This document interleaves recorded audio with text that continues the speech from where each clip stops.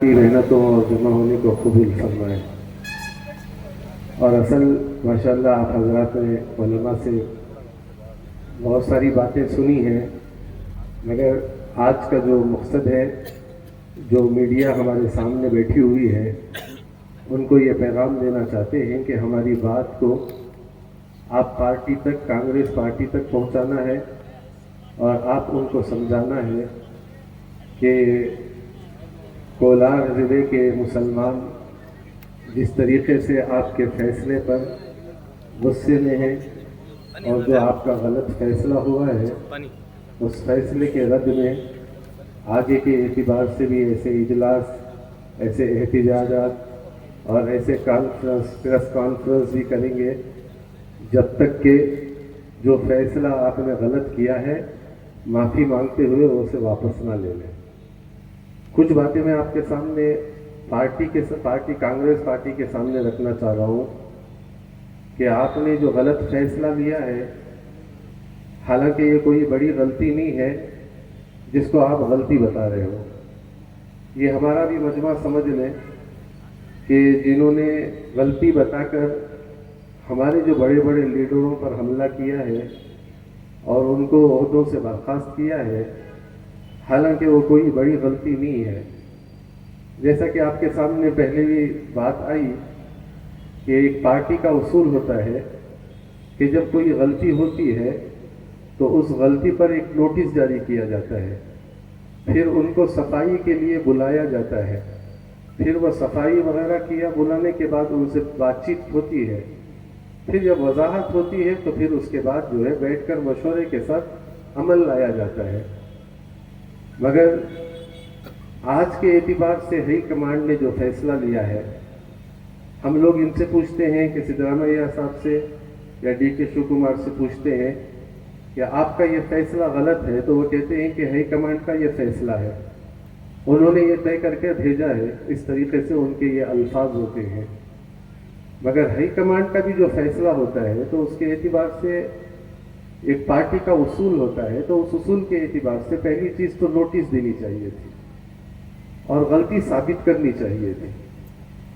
आप मैं ये मीडिया के जरिए से उन तक ये बात पहुंचाना चाहता हूं कि आप गलती साबित कीजिए। आप ये समझ रहे हो कि जो इलेक्शन हुआ इसमें इन्होंने साथ नहीं दिया, इसकी वजूहात है, वो आपके सामने मैं रखना चाहता हूं ताकि आप हजरात को इसकी वजाहत हो जाए।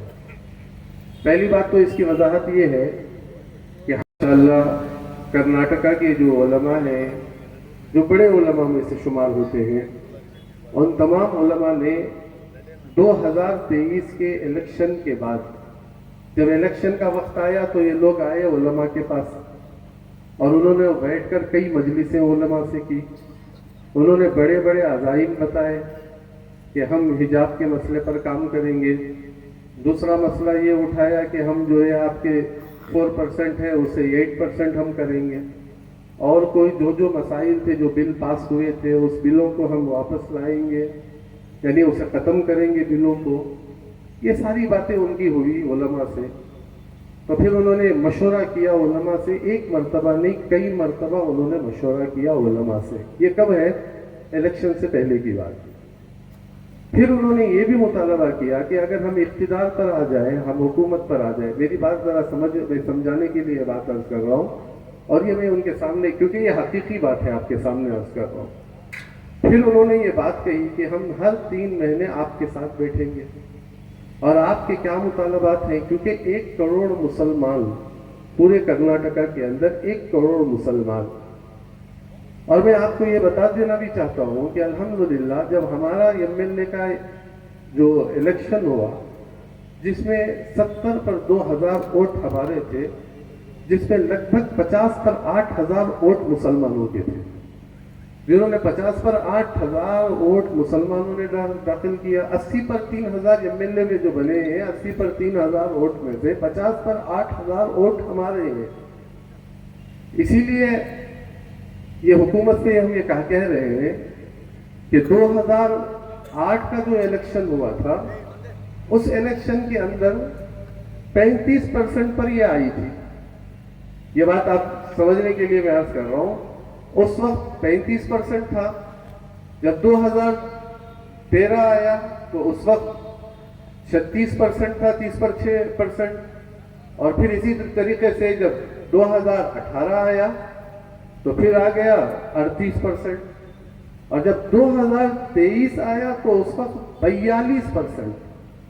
ये 42% जो था, इसकी सबसे बड़ी वजह थी कि कर्नाटक के 1 करोड़ मुसलमानों ने इत्तेहाद के साथ कांग्रेस को वोट दिया, तंजीमों ने भी, उलमा ने भी। अब हमारे यहाँ ही का आप अंदाजा लगा लीजिए कि जिस तरीके से माशाअल्लाह, जिस तरीके से काम किया गया इत्तेहाद के साथ, मस्जिद से लेकर, जिम्मेदारों से लेकर, सियासी हलकों से लेकर, उलमा से लेकर, हर तबके वाले ने आगे बढ़कर भाई काम करना है। सेकुलर जहन के लोग हैं और माशाअल्लाह ये पार्टी भी सेकुलर है और मुसलमानों के हक में है।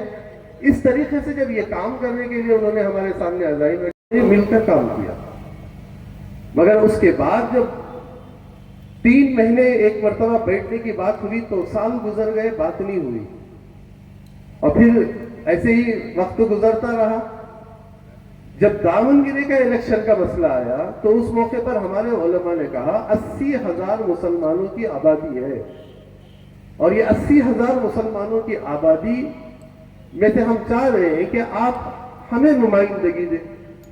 भाई हमारा भी एमएलए हो, कसीर तादाद हमारी है और अक्सरियत भी हमारी है, और 80 पर 9 से एक खानदान आ रहा है यहाँ पर।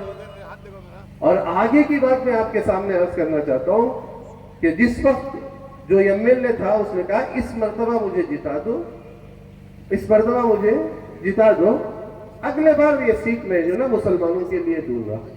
अब मर गए, फिर उसके बाद भैया इलेक्शन आया, तो अब आने के एतबार से हमारे जो जितने उलमा, ये रमजान की बात मैं आपके सामने अर्ज कर रहा हूँ मैं, क्योंकि इसमें एक मकसद बताना चाहता हूँ। रमजान के बाद जो है, जिस रात ईद की रात थी, उस वक्त जो है कांग्रेस पार्टी के साथ हमारे उलमा की बैठक हुई।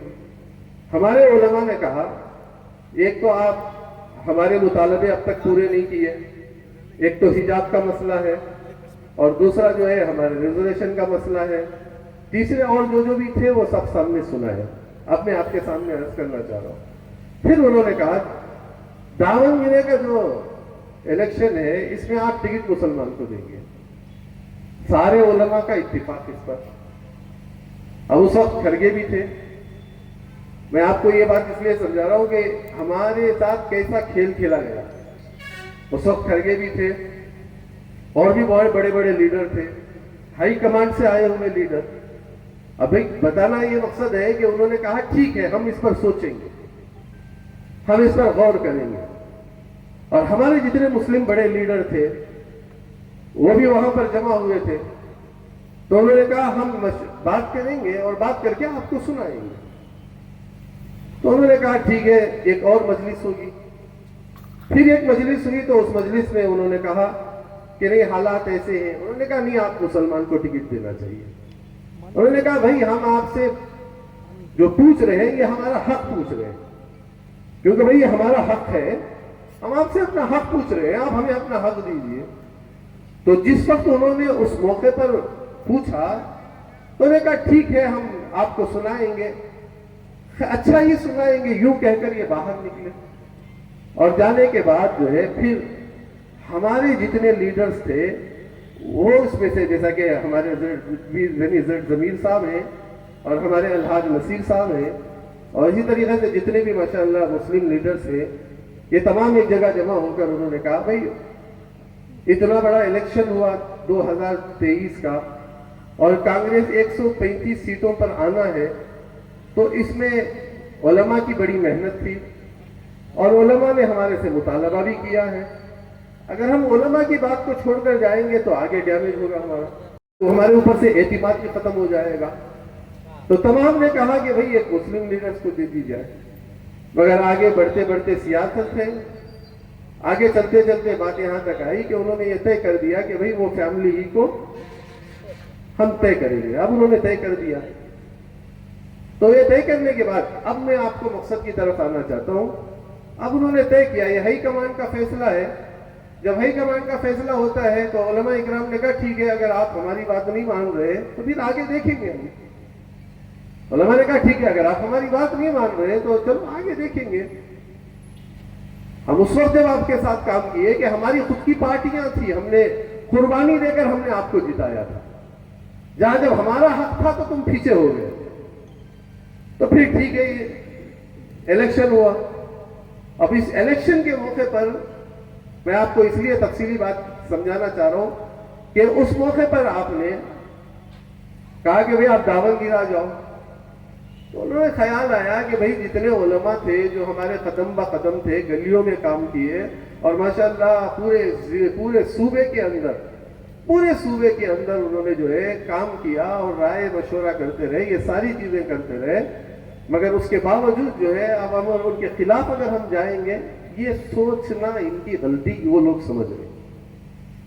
یعنی ہائی کمان یہ سمجھ رہی ہے کہ جنہوں نے علماء کو سامنے رکھ کر, دیکھو میں آپ کو بتانا چاہ رہا ہوں کہ ہمارے جو قائد ہیں, ہمارے الحاج نصیر صاحب کا قدم نہ بڑھانا اس کی وجہ یہ تھی کہ بھئی علماء سامنے ہیں, جنہوں نے علماء نے ہمارا ساتھ دیا اور ہمارے لیے بہت قربانیاں انہوں نے دی اور 135 سیٹوں کو لانے کے لیے, ورنہ تو جہاں جیت نہیں تھی وہاں جیت کر لائے.